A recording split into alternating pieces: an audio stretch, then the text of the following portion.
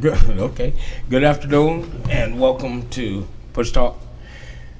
Today's topic is supporting black businesses. Is it that chair? That's that chair. Okay, sorry. No, it's fine.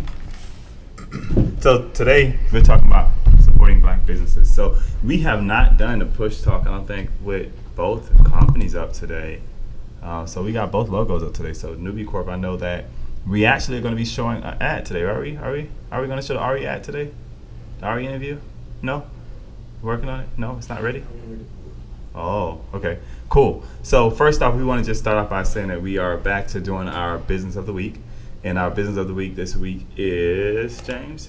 Ari's Biscuit Bar. Ari's Biscuit Bar. Yes. We are doing an ad, so just pay attention to our to our Newbie Corp page, where you'll get a chance to see the interview we did with Ari.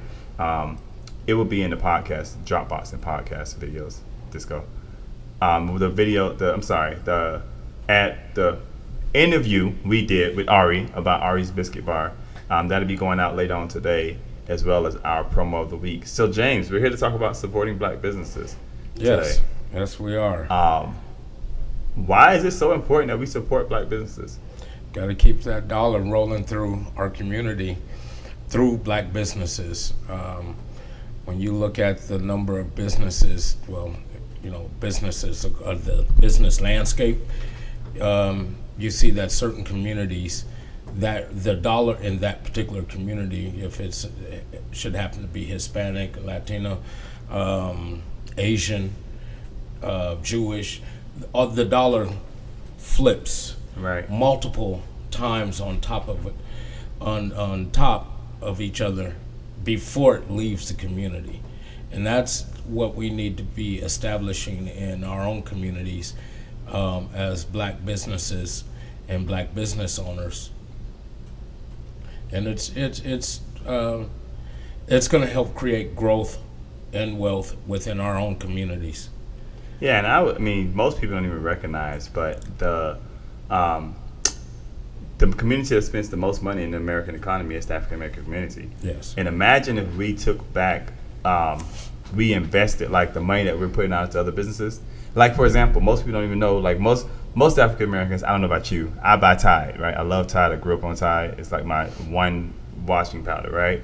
But there's a washing powder company based out of Atlanta that I don't remember the name of it right now, but there's a washing powder company based out of Atlanta that's African American owned. Right. So I recommend people, if you don't know about things that are going on in your community or going on in the black community, there's a website called shopblack.com where they have a whole bunch of different resources. And I literally just found out the other day that I was meeting with a pastor friend of mine, and they were like, my one of our members invited us over to come to their restaurant. And I was like, oh, so what kind of restaurant they own? And they own the Golden Corral. I mean, not the Golden Corral. What's the Golden Crust, right? Okay. So we have to figure out a way. I wish there was like a database or something that we had where people who like black business owners can go and submit to the database, and where I as a consumer know where I can go. Like if I want to support a black restaurant, if I want to support a black-owned Starbucks, right, where can I go? Right. Maybe that's something we can look into as far as the Newbie Corp is concerned. Yes. It may not be a bad idea. No, it definitely has merit that we can go ahead and put it into, try to put it into action.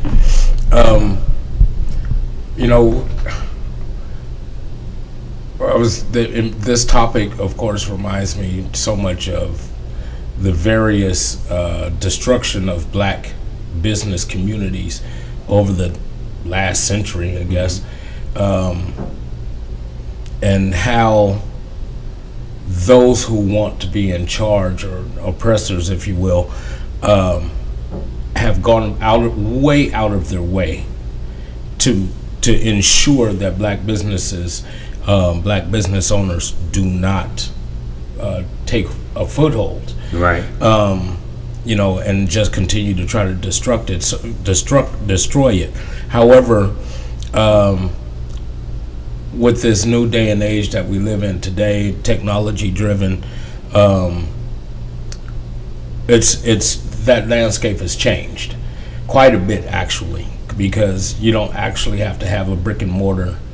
Mobile, yeah, a lot of businesses switching to mobile. Absolutely, and still be able to get a product sent out. So I guess the question would be, do you think that most minorities or most African Americans don't support black businesses because they don't know where the black business is at? Or it's just that, have we become like, so, like, you know what I'm saying? Like, I use the example of Thai, right? Mm-hmm. I've been on it, I grew up on it, right? I remember when it was the powder stuff and you get the little thing and pour it in, scoop it up in there and pour it in there, right? Is it that we just don't know about, like, other companies out here? Like, and I would have to admit, and this sounds bad, I know about the washing powder. I still have not converted over to using it yet because I'm still so caught up on what I know, right? Yeah. But you know, there's an old saying, like, those who know better do better. So maybe it's something I need to do better on, you know? Right. And it's not just you. It's the majority of us. Mm-hmm. But I think lack of knowledge and understanding where to find it, and see if that particular product even exists, has been a detriment to our community as a whole, and not being able to find these particular products. You know, it's funny because you're talking about supporting black businesses, but hair care products is a $1 billion industry. Yeah. And only black, well, frankly, the majority of that is black or African American, female. Yeah. And business owners, you can almost count how, you know, you might use both hands to be able to count the number of black-owned hair product stores in your community. Well, we'll even just say your city. So if you're living in LA, there might be a handful, but by comparison to, if you have 1,000 hair care product stores in that city, you know, maybe 10% might be black owned. You know, I think that from a newbie corp perspective, I think that's something maybe we should look into. Yes. Maybe, and so I'll make a commitment that within the next 2 to 3 weeks, we'll have a platform on our newbie corp website where businesses that are minority owned will be able to sign up and have the information put in there. And if a person wants to come on and look, like, and say a restaurant in their black community or whatever, there'll be a list of places that they can go to. Right. I think that for us to have the conversation about it, you know, it's funny because we was on a Zoom meeting earlier today, and one of the pastors said, you know, love is not just a verbal word, it's an action word. Yes. So if we're going to talk about it, let's do something about it. So for a newbie corp perspective, I think that'd be a brilliant idea. Yes. And even let's use the platform newbie corp, but we'll try to make sure that we create that list, and if black businesses want to go in and register their business to be a part of that directory of that list, they can use our newbie corp website to do so. So we'll have a form out within the next couple of weeks, and then we'll do that. I think that'll be a great resource. Absolutely. And again, we just want we here PushTalk, we want to remind folks that this is it's not just a black thing, this is a minority thing. So if you have a business, if you're actually tuned in and you're Asian, Hispanic, Indian, Arab, of Arab descent, African descent, it doesn't even matter. You please know and understand that when we're talking about minorities, we're not just talking about black, right, or African American.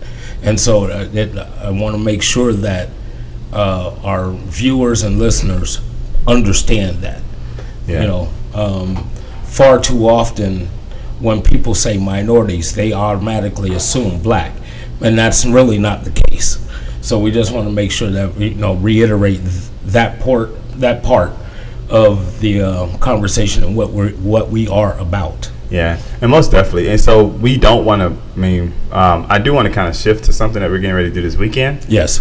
So to kind of bring that into perspective of what we're getting ready to do this weekend. But another shout out to our business of the week. And like I said, if you go to our Newbie Corp page, you'll see more about the business of the week.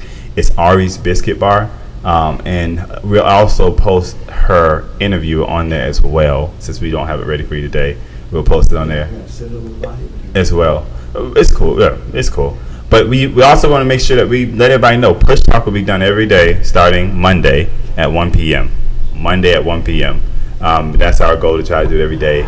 So, and if you have not done so yet, we have an app on, what's that thing called? Android and iOS. So download our app, our Black Push app, and we're working on a Newbie Corp app now. So shifting subjects. So we can remove Ari's Biscuit Bar because I don't want her to be associated with our protesting, right? Switching subjects. So we're getting ready to go. You and I will be in, where are we going, James? Washington, D.C. D.C., where the money's at.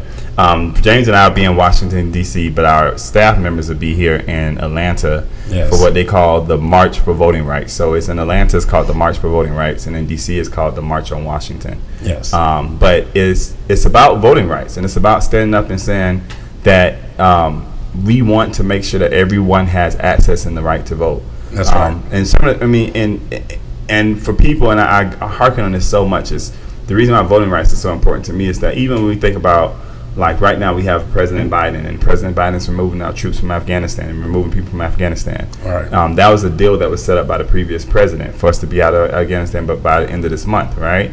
But it makes a difference who's in office and who's leading that charge, right? Right. When we left Vietnam, we didn't take anybody out of Vietnam but our soldiers, right? We got up out of there. We didn't take the people who helped us or anything. I think as of yesterday, they've gotten over 70,000 people out, and not all those people are Americans. Some of those people were Afghanistani people who actually worked for Americans and helped us become translators and helped us on the battlefield, right? Right. So it makes a difference who's in office, and I'm not saying I support anybody in particular, right? Right.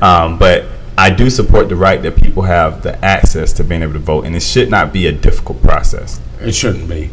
And, and it's the unfortunate thing is when you talk about what all took place in the late 50s and in the 60s, the voting right bills and being able, let's go even further back. Women had issues with being able to vote. Black people had issues with being able to vote. And then it was black people. Yeah. So, there's been a progression, but it's unfortunate that after a century of time, we're still having to deal with this. Yeah, and it's crazy because you think that, I was watching a movie the other night about how when African Americans first got the right to vote, that they would go down to vote in places like Alabama, Mississippi, and they'll put a jar up there with a whole bunch of jelly beans and say, if you can tell me how many jelly beans in this jar, you can vote, right? Right. The reality of us being able to just guess the amount wasn't possible. It was probably possible, but it wasn't happening, right? Right. So even from that perspective, I feel like a lot of what some of the states are doing is that they may not be putting a jelly bean jar in front of us, but they're putting obstacles in the way of preventing us from being able to vote, of making it more accessible. And definitely doing now, during this time of COVID, we should really be trying to make it to where people are not having to risk, whether they're going to put their life at risk versus being able to vote. You know what I'm saying? That it shouldn't be a challenge of both. I agree.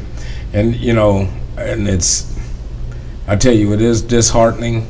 And they want you to be disheartened. They want you to be in a position where you feel like it's not even worth the time or the struggle to get out there and vote. So you will be so downtrodden and beat up with this issue that you just don't go.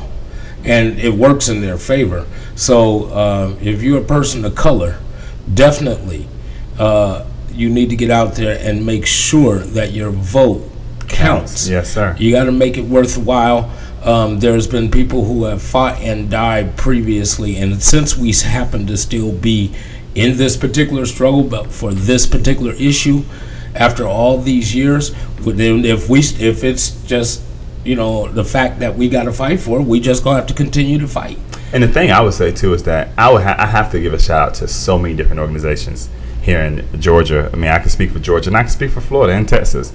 That I know have been really busting their behind to make, for example, and recently in Georgia there was a stat that just came out that between the ages of 18 and 24, they've gotten over 70,000 people registered to vote, and don't quote me on that, but it was just the fact of these organizations that are out here fighting for voting rights have been putting initiative into not only educating people on the new laws, but at the same time making sure that people are getting registered to vote and people are not discouraged by it. And it's young people that we're gearing it towards, and I love that. Yes. I absolutely love that, because we have to get young people involved. We have to help them understand the importance of their vote. I remember during the election when President Trump was running against Secretary of State Hillary Clinton, I remember being in D.C. for training, and I thought it was so important that my vote counted that I flew back just to vote for one day and then flew back to New York. Right. Because it's just that important. And not only that, I think from an African American perspective, we have to remember that we stand on the shoulders of people who, where we not getting beat for it. John Lewis crossed the Edmund Pettus Bridge and got beat, literally, for me to be able to have the right to vote. And when I don't vote, or when I don't try to fight for that right or keep that right in place, then I think I throw shade to their legacy. Right. You know, I now when you said that, made me question everything that what we saw in the, you know, in history tells us that it was all in the South. Right. And it's still all in the South. Well, yeah, and it's still Southern based. Mm-hmm. However, we in recent years we started seeing voter suppression issues pop up in the North, in the Northwest, on the West Coast, just all over the country.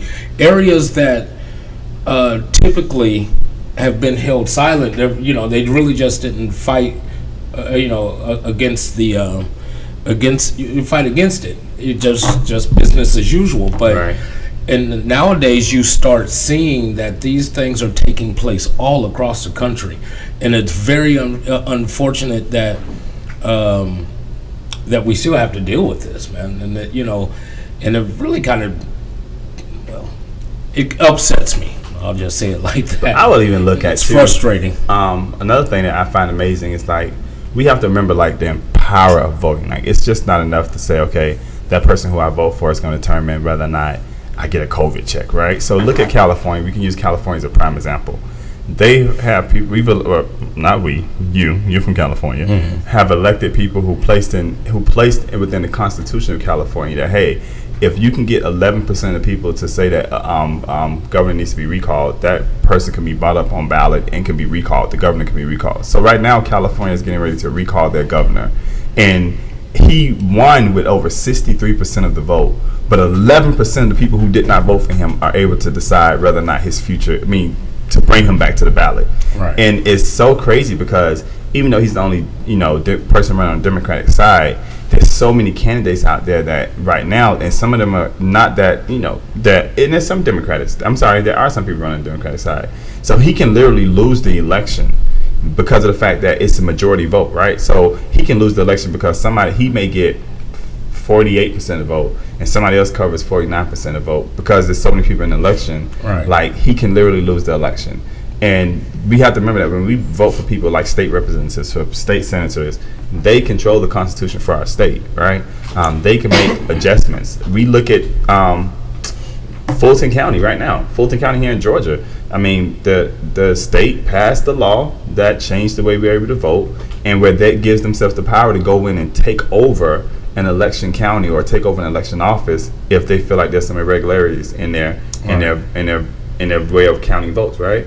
So now they're trying to take over Fulton County. Why is Fulton County so important to the state of Georgia? It's the largest African American vote in the state of Georgia. That's right. Right? If they can take over Fulton County, that's a huge deal, and we can't allow it to happen. Right. Voter suppression. Well, I tell you, they are hard at work. But the crazy part is, think about it like this: it was not an issue. None of this came up, right? None of this was talked about. None of this was an issue until black people went out and voted.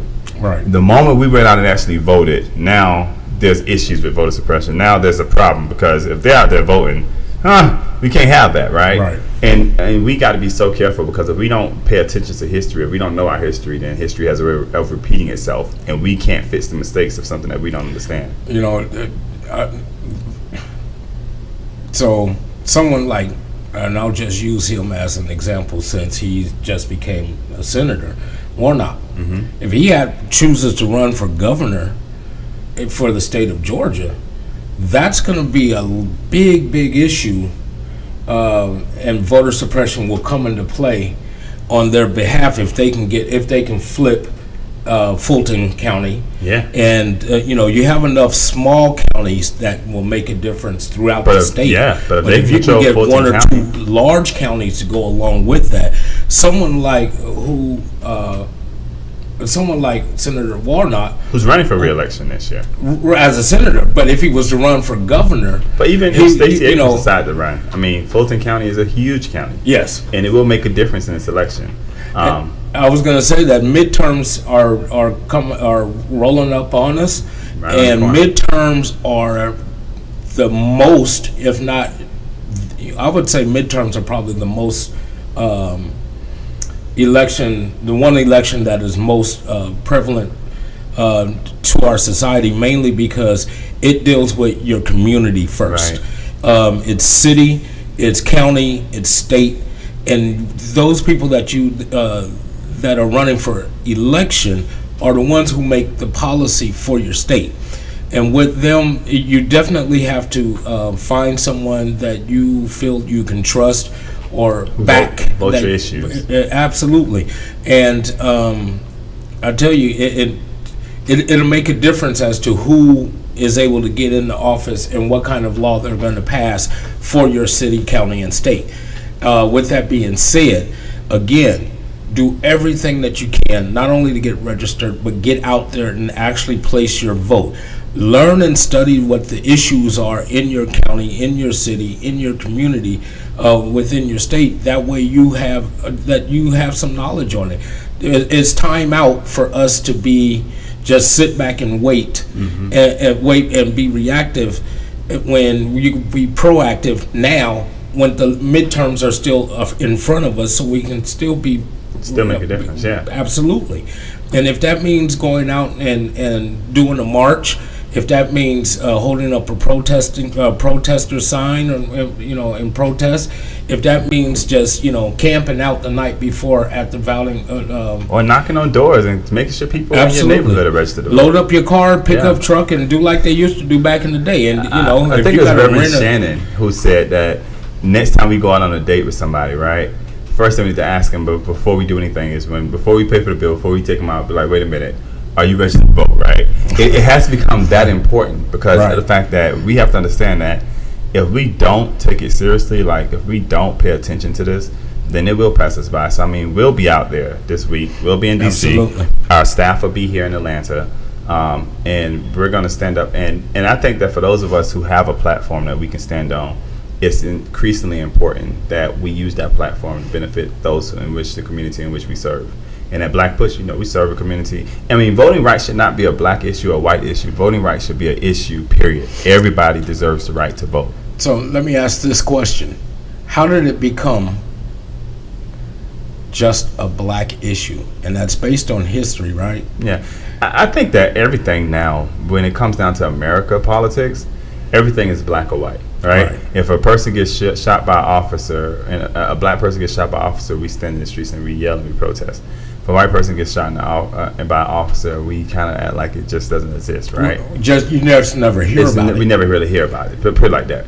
But at the end of the day, I am just as upset when a black person gets shot by a police officer as I am when a white person gets shot by a police officer, as I am when an Asian person gets shot by a police officer. That's right. And when I say this to say that also too, that but I also understand I'm the kind of person that also wants to see the details of what happened in the case, right? Because there are some officer-involved shootings that are justified. And I know that people don't want to hear that. I know that's going to get me chopped.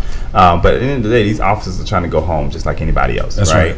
And if their life is at risk, they have a right to protect their life, right? But at the same time, I think that we give officers a lot of resources besides a gun. And if they can tase somebody, or they can mace somebody, or they can restrain somebody, and that person is not a threat to them. For example, we've seen cases where people were running away from a police officer who were not a threat, and the police officer shot them right in the back. Right? That's unjustified. Right. There's nothing humane about that. We see a George Floyd who is not a threat to anybody, but yet you keep your knee on his neck. We see it in Baltimore, Maryland, where they set the guy behind. They set him in the back of the paddy wagon, whatever they want to call it, and he died in the back of the paddy wagon, right? So those things are unjustified. But when there's a place where an officer's trying to just protect his life and a person is a threat to them and other people, then yeah, we have to look at those cases one by one, and we can't just yell about it, scream about it, because at the end of the day, that's what the police force is designed to do. Now, whether we need to have a conversation about gun rights, whether we need to have a conversation about access to guns. I mean, I've traveled around the world, and in some countries, like in Paris, the people don't really have guns, nor does the officer. I mean, in London, the officers don't really have guns. All they have is billy clubs. Right, and some mace or something like that. You know what I'm saying? But you don't see officers walking around with a gun or going into their trunk and pulling out like shotguns, stuff like that. I mean, we don't see officers with military tanks on the street. like we're in a war zone. And we've seen that even during the Baltimore, Maryland riots when Obama was president. You've seen officers in tanks on the streets against their own people. When the last president wanted to cross the street to go to a church, they turned out tear gas on peaceful protesters. Like those kind of things are photo op. For a photo op, right? So I mean, we have to. I think as a nation, we have to do some soul searching, because and you're a gun owner, right? I am. And you know, other people in the office here are gun owners, right? At the same time, it's like I get it. I love going to the gun range, right? We've gone to the gun. I think we've gone to the gun range before together. All right. But at the same time, it's like, do we really need as many guns in society as we have? I mean, there's more guns in America than there are people, literally.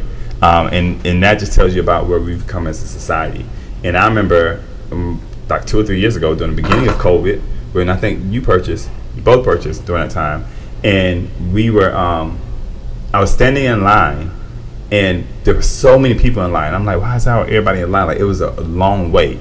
And people were just scared. They were saying what was going on in the community. They were worried about, people not having jobs, and it was just a scary time. But has the increase in guns in society really helped? And that's probably a whole nother topic. But has it really helped anything? No. I mean, we're seeing people getting killed and murdered in DeKalb County and Fulton County. There was, in DeKalb County alone yesterday, it was 2 mass murders in DeKalb County. You know what I'm saying? Like, that's a mother and father who were found dead in their car. Their kids gonna wake up this morning and they have no parents to depend on. You know what I'm saying? All that kind of stuff is heartbreaking. And as a person, I mean, I don't know how we can be saints or Christians or anything and not feel sympathy for those kind of issues. Right. It's very unfortunate, but I tell you, at the end of the day,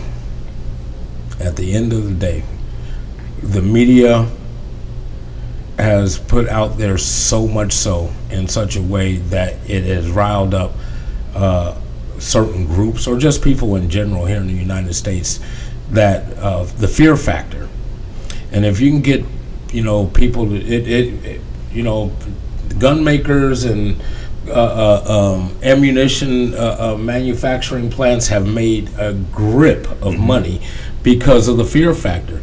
And it all generates money for a certain group of people, and that you have to be able and understand and read between the lines as to what is really going on. And if you're looking at just your basic CNN, Fox, NBC, CBS, ABC stations, and you're relying on that to get your news media source.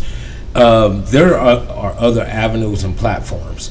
Some of which have absolutely no agenda. They're not going to, make any money, and they're not going to lose any money. Right. But when you're looking at advertising dollars and this and the other thing, we have to take into consideration what is coming from this particular source, and whether or not how you choose to apply that information into your daily life, and if you want to believe it or not. And all that needs to be taken into consideration. And you have folks who swear by Fox News that it is the gospel truth. Yeah. When MSNBC or CNN. Right, all of them. Mm-hmm. There's always a certain group that I only watch so-and-so. X, Y, and Z. And the problem with that is well, one is closed-minded, but two, you're not even taking you want your way to be the right way. And that is simply just not the truth of the matter. Because there's always, even if you get in an argument with someone, there is always 2 sides to the story. Yeah. So with that being said, you can't just rely on one news media source. If you have to, check what's that, BBC? Mm-hmm. And look at the news, NPR, NPR, and look at it from a different perspective, from the outside looking in. Right. When I used to live overseas, that's how I was able to discover more about myself and more about this country, is because of their perspective and what they saw of the United States. Really showed me a difference into what I know, what I grew up in as a resident here in the States, and then being in a foreign country and looking back into the States and getting information and my understanding of said information, and how I started to view life differently because of that. And we really do have to take a look at things on the other side of the glass. The bottle effect, like what Pastor Fritz brought up at the One Accord Conference. Yes. The bottle effect. Like, don't just look at it from your angle. Go step around and look at it from another angle. But we're going to get ready to end. But I do want to leave it this. My grandma used to always say to us, she said that only a fool listens to one side of the story. Because if you ever want to know the truth always lies somewhere in the middle. And I think that's just so important that we are able to hear each other and hear each other's side. So that's the reason why, like, I don't knock nobody who like MSNBC, but I don't knock nobody who watch Fox, right? But at the same time, I watch Fox and MSNBC because I want to hear what both sides are saying. Absolutely. So we want to invite everybody. Remember that our business of the week for Newbie Corp is Ari's Biscuit Bar. Yes. I think our logo's up there again. You can check her out at Ari's Biscuit Bar on Instagram, Twitter. You can find her on Facebook. You can email her. I think it's arisbiscuitbar@gmail.com. And we have more information that will be going on our Newbie Corp website today. And for those who are not doing anything tomorrow on the 28th, which is Saturday, get out to one of these rallies. There's one going on in Atlanta. There's one going on in Washington. There's one going on in Miami. There's something going on around you. There's virtual events going on. Go online. Look up March on Washington. Look up March for Voting Rights. And get involved. Let your voice be heard. And we'll be out there making sure our voice is heard. So join us for the fight. And until we see you again next Monday, please tune in Monday through Friday at 1 p.m. Where we'll be having Push Talk. And next week we'll be talking about gun rights. Do we really need as many guns as we have in America? So Ryan looking at me like, man, you ain't taking my gun.